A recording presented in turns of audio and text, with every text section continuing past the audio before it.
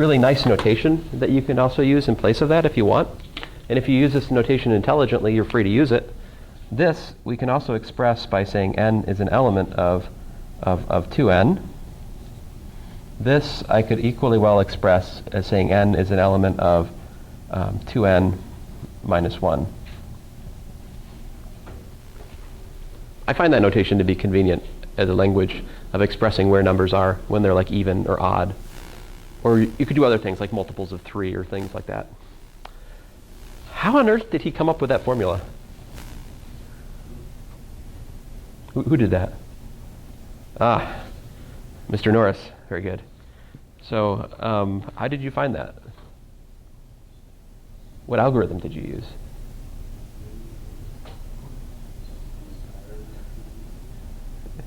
So you're telling me what you did was you used thinking. Yes. In fact, that is what you do. There's no algorithm. I mean, I have some advice. Gather data. That's what we did. Organize data like this, right? And the better you organize the data and think about what you're trying to do, the better chance you have of finding the formula like you did. And then there's another important step. Check your answer, right? Okay. So how else can you define sequences? There's another way you can define sequences. You can define sequences using recursion. Do you guys know recursion? Yeah, that's fine. Obligatory example. It occurs to me. I don't think it's in your text, which is funny. It's usually my example number 1 or 2. Here's a sequence. A sub 1 equals to 1. A sub 2 equals to 1. A sub 3 equals to 2. A sub 4 equals to 3. A sub 5, 5. A sub 6, 8. A sub 7, 13. Okay, I'm tired of this notation. So a sub n is equal to 1, 1, 3. I'm sorry, 2. 3, 5, 8. 13, 21, 34. What's the next? Now, how did you get that?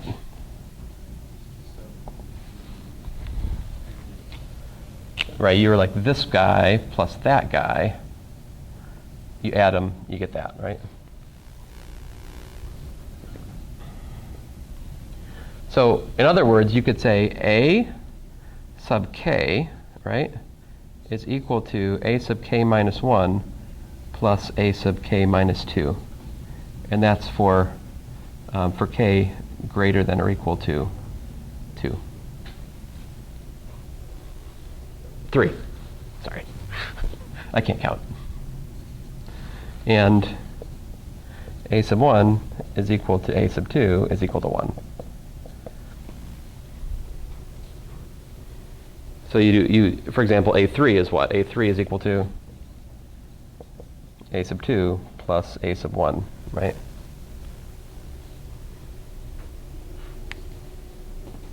This is what's known as a recursive definition of the sequence. You got to give it some starting point, and then you got to give it a way to get to the next step, and to the next step, and to the next step, and to the next step. Do you guys know what this one's called? Yeah. Yeah, it's the Fibonacci sequence. This is kind of old, too. Some Fibonacci. There's tons of stuff known about this. I think it goes back to some, I forget which century, like Dark Age monk studying the mating habits of rabbits on some island. Come up with this. I know, right? It predates calculus. It's by a couple hundred years. It's old. Yeah.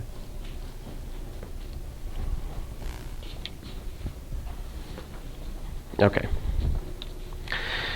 All right, so sequences.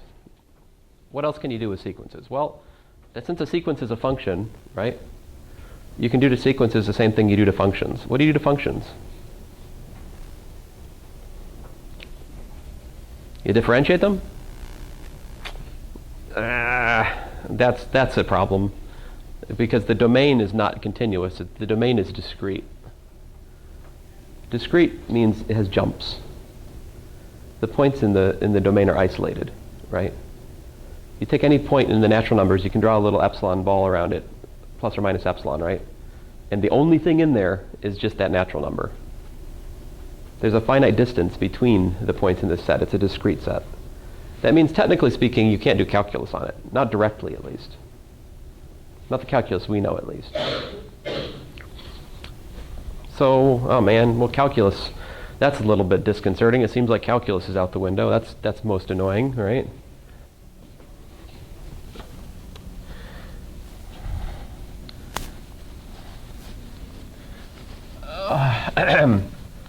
I think it would be too mean to the later section to just point at this stuff. I need to write it out again, yeah? Let's see here. But what can you do? New functions from old, right? Remember that? From back in the day? If you have f and you have g, we can construct what? A couple things. Like, how about a constant times f? How about a sum of two functions? How about a difference of two functions? How about a product of two functions? How about a quotient of two functions? Right?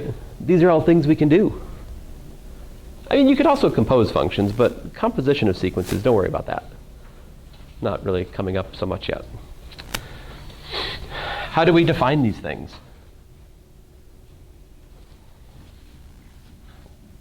All defined what? Pointwise, right?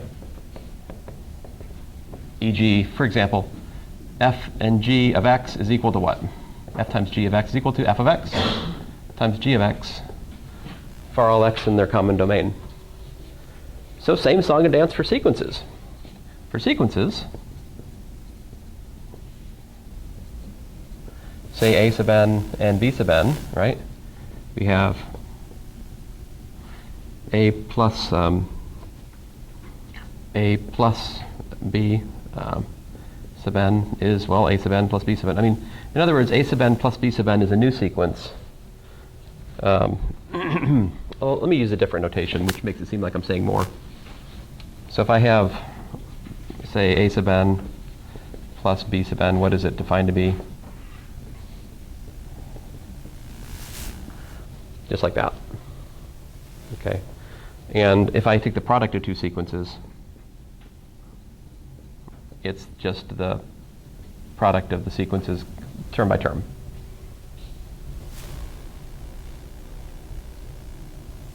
And how about difference? Well, same song and dance, right?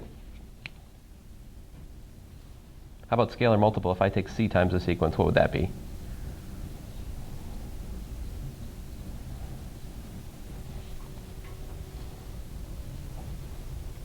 So, you can talk about a scalar multiple of a sequence. What else can you do? You could divide, right? But then what? Well, I don't know. I mean, you can talk about the quotient of two sequences.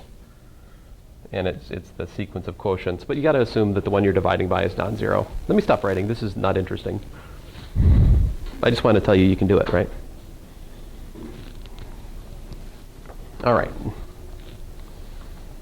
So the sum, difference, and product of sequences is once more a sequence. What other concept is important for sequence? And we've already kind of bumped up on this idea right here. I'll just tell you.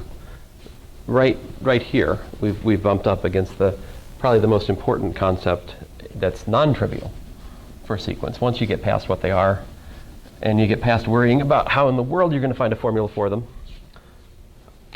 you might notice that there's this other concept, and this concept of limit. Limit as n goes to infinity, right? If I say that this, I'm going to just say up here that this is a1, let this be a2, right? a3, say this is a4. So let that define a sequence, right? The limit as n goes to infinity of that a sub n would be what?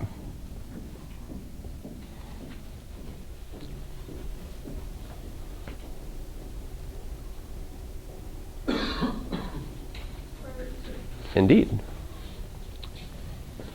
So we have this idea intuitively of like, where is the sequence going to? If it goes to something, as n goes to infinity, right? And I'll define that carefully in just a second. Then we say it has a limit. It's a convergent sequence. In this case, that sequence converges to the square root of 2. So we say a sub n equals 1 to infinity, converges to the square root of 2. Right. So how do you define that carefully? How do we do that? Well,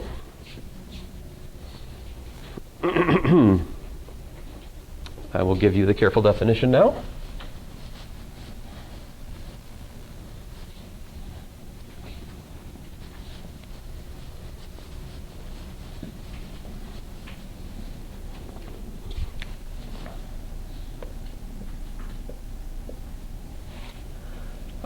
We say the limit as n goes to infinity of a sub n is equal to L for a real sequence a sub n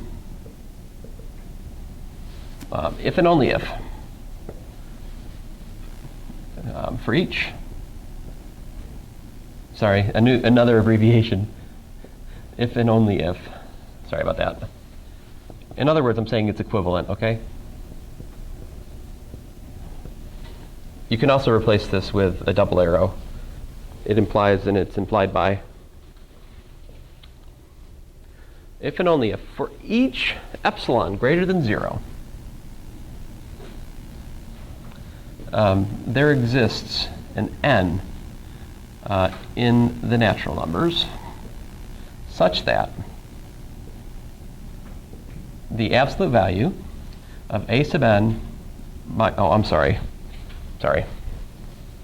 such that little n greater than or equal to n implies that the absolute value of a sub n minus L is less than epsilon. What that says, all right? Let me draw a picture of this theorem.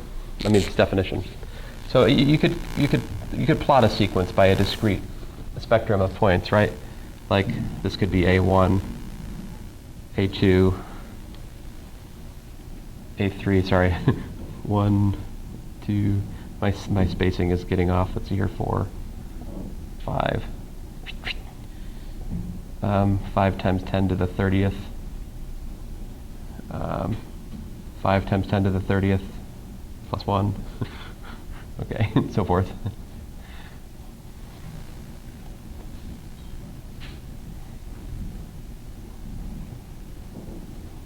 Right? So maybe out here, we've got like this, and these are all at.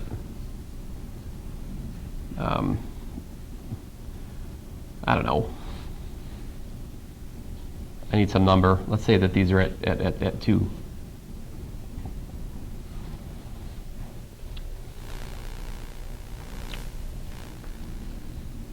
So you might guess then that the limit in my hypothetical picture here is what? 2, right? So my proposed thing then, right here, would be L equals to 2. What this definition says is for each epsilon greater than 0, right? Now, what does this say? This says that the y distance, right, between a sub n and L is at most, it's not at most, it's less than epsilon, right? Right? The difference between two real numbers is the distance between those two real numbers. That's the distance between the y outputs of the sequence. And so what you're looking at then, right, is an epsilon band, right? An epsilon band. Now you got to be able to do this for bands of variable width, right? But here's one. So here would be like L. This is 2 minus epsilon equals to y. This is 2 plus epsilon equals to y, right? So in my hypothetical setup, For this particular choice of epsilon, what could I use as n, the big N, in the definition? Definitely n equals to 3 won't work, right? Because if you look at a sub 3, it's outside the band, right? But goodness, once you get to, well, 4 won't work. A sub 4 is outside the band. But hey, n equals to 5 will do. Because if you just look at n equals to 5, right? Then beyond here, every single thing, including A5, and all the way on out, they're all within that epsilon band, so they all would satisfy this inequality. But in order to capture the concept of a limit, we have to be able to do that not just for one epsilon band, but for arbitrary epsilon bands that squeeze closer and closer and closer and closer and closer to that limiting value L. And that's the concept of a limit at infinity, that if you go far enough out in the sequence, you can get arbitrarily close to that limiting value. Right? So there you go, that's the definition of sequence. Limit of a sequence, rather. And then that's a little bit more terminology. When L is in the reals, as above, we write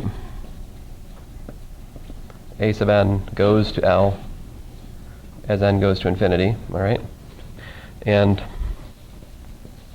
the sequence a sub n is said to be convergent.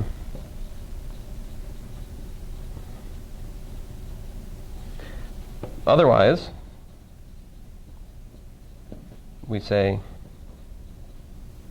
a sub n is a divergent sequence.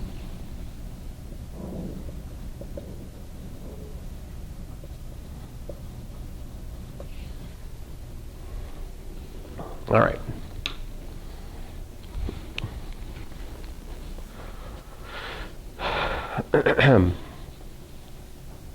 Stupid snow. Oh man, you guys should stop me.